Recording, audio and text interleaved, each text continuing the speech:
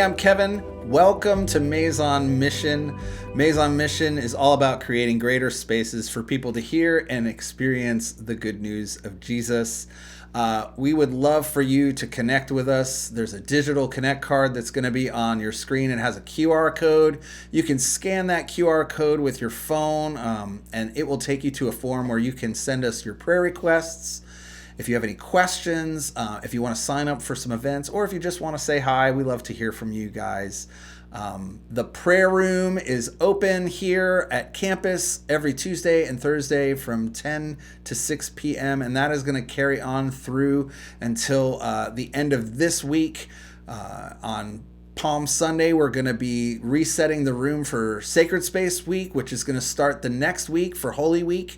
And it'll be open every day from about 10 a.m. to 10 p.m. And there's going to be some different things that are going to be available throughout that time. We're going to be sending out an email explaining that. But one of the things I want to ask is if any of you would like to help to curate the room, which basically just means to be here to help people come and go from the room, and if they have questions about the different prayer stations, we're going to have some training for that. But if you have some time next week during Holy Week to sit in the room for even just a couple hours at a time, we're going to be doing a sign up. You can sign up on the Connect card, or you can send me an email at kevin@meizonmission.com to let me know if you have any free time to do that. It's just going to be really great to have some people there to help people as they're coming and experiencing these environments that we're setting up.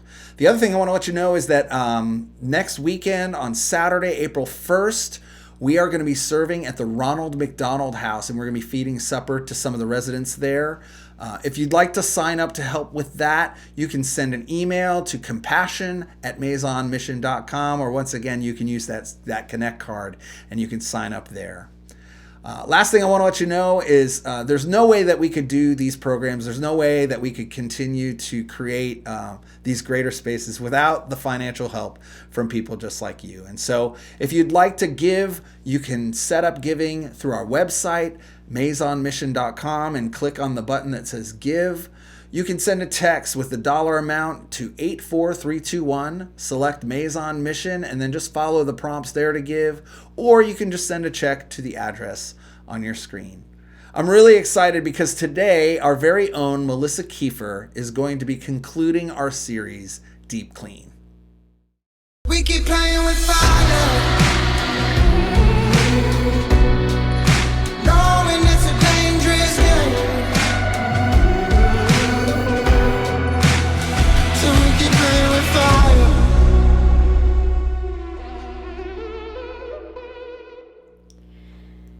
Back when Meizon was getting started, my husband and I hosted house church a few times, and we really enjoyed it.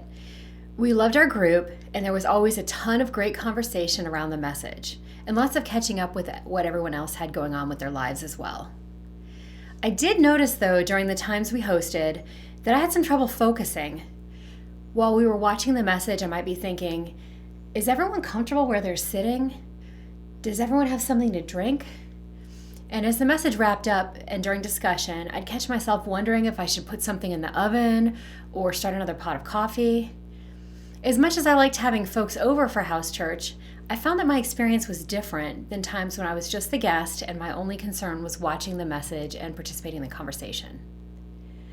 So that brings me to our story today, from Luke chapter 10, verses 38 through 42. As Jesus and his disciples were on their way, he came to a village where a woman named Martha opened her home to him. She had a sister called Mary who sat at the Lord's feet listening to what he said. But Martha was distracted by all the preparations that had to be made. She came to him and asked, "Lord, don't you care that my sister has left me to do the work by myself? Tell her to help me." "Martha, Martha," the Lord answered, "you are worried and upset about many things, but few things are needed, or indeed only one. Mary has chosen what is better, and it will not be taken from her." Does anyone else feel personally called out by this passage? This one has always punched me right in the gut because I know that I would be Martha every time in this situation. Not just the part where she's running around trying to get everything done, but also the part where she becomes resentful and tattles on her sister for not helping. If you've been to church more than 5 times in your life, there's a good chance you've heard a sermon on this passage. The classic take is that Martha should also sit at the Lord's feet and listen and not worry about the preparations she was so frantic with. But I want you to follow that story to its conclusion. Let's imagine that after that interaction, Martha left the kitchen, sat down to listen to Jesus speak. He might have talked for hours, and then when he was done, it would be dinner time, and there would be no food ready. Think about that in a time when there was no takeout, no frozen pizza, no making things ahead and putting them in the fridge. Can you imagine what that would have looked like? I think Jesus would have given the same lecture he gave Martha about Mary, but what would Judas have said? Or Peter or Matthew? I was talking to a friend about this passage a couple months ago, and she said, when my pastor preached on this story, he said that we need both Marthas and Marys in the world.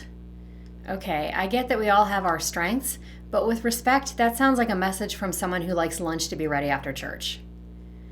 I heard another pastor online say that when Jesus said, few things are needed, or indeed only one, he meant that Martha didn't need to create an elaborate spread, just a simple meal. Well, okay, points for that, but it wasn't like Martha could just put some bagel bites in the air fryer and set a timer. Still sounds like a guy who likes to eat when church is over. When I think about all the takes I've heard on this message, I notice they all seem to come from a man. I know our society's starting to share housework better between men and women, but I still think there's a lot more pressure on women to be perfect hostesses. I remember something a coworker of mine once said. Her husband was really wanting to entertain more often, and she was reluctant to invite people over. Finally, she told him, listen, if the house is messy and the food isn't perfect, no one will think, wow, Mark really needs to step it up with his housekeeping. And Martha did not live in a time where men and women shared domestic chores. I mean, where was Lazarus in this story? It would not have occurred to anyone to send him into the kitchen to help Martha. The more I consider it, the more I think that this story is about the pressures our world puts on us to behave in certain ways, and how bowing to that pressure can get in the way of our relationship with God. I think sometimes we have to make a choice. Do we do what's expected of us, or do we do what we feel in our hearts that God wants us to do? I also have to rethink the impression I've always held about Mary in this story. I assume she was the younger sister since the house was described as Martha's, and I always pictured Mary as being pretty immature and selfish. I imagined her sitting at Jesus' feet, completely oblivious to the work her sister was doing. She either doesn't notice or doesn't care that her sister is struggling to get the house and the food ready for important guests. Now I wonder if Mary was aware that she wasn't doing what she was supposed to do in this situation. Maybe she made a conscious choice that she could live with criticism if it meant she got to be present when Jesus was speaking. The disciples will probably criticize her, and her sister might not speak to her for a week, but this is her chance to hear Jesus in an intimate setting. Remember, this is the same Mary who would later break an expensive bottle of perfume over Jesus' feet and wipe them with her hair. Maybe she was truly not bothered by what other people think. So here's what I think this passage means. If you want to follow Jesus, you may have to disappoint other people's expectations. That's what Jesus meant when he told Martha that only one thing was needed and that Mary had chosen what is better. Martha was worried about the state of her house, the preparation of a meal, and the comfort of her guests. Mary chose to focus solely on Jesus. Can you think of a time when following Jesus meant disappointing expectations of others? Or a time when you met others' expectations at the expense of your relationship with God? Let me go a little further with this. Following Jesus may mean that you don't meet the expectations of others, but the real expectations you disappoint may be your own. When we're talking about spring cleaning, that might be what you have to clean out of your heart.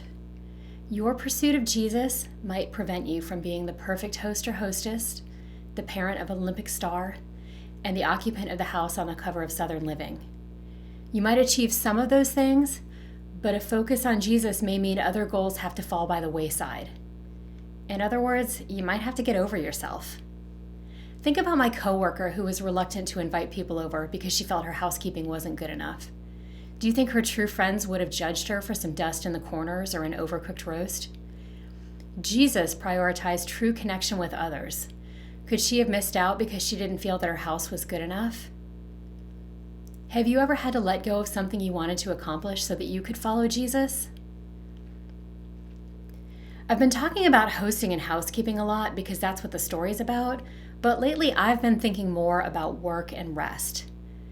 The last years have hit me pretty hard, both personally and professionally, and I'm feeling really burned out. I know I'm not the only one.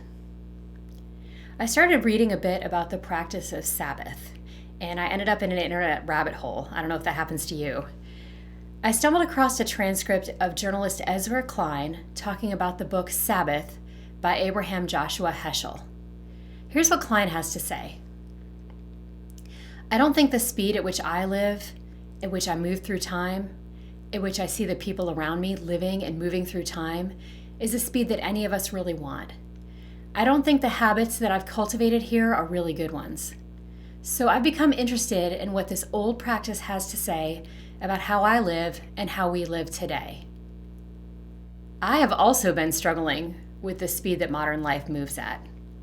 I have about 20 more working years until traditional retirement, and I wonder if I can keep it up at this pace. I've spent the last few months trying to incorporate practices that help me regain my ability to get through a normal day.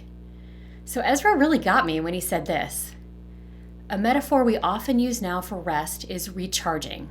I need to recharge, like we're iPhones that need to be plugged in overnight so that we can work again in the morning. And here too, Heschel has a critique of this. He knew it. He talked about it. He writes, man is not a beast of burden, and the Sabbath is not for the purpose of enhancing the efficiency of his work.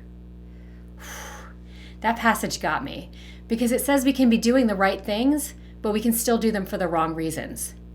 If we're practicing rest, as the Bible instructs us, but we're only doing it so we can be more productive, we might be missing the message.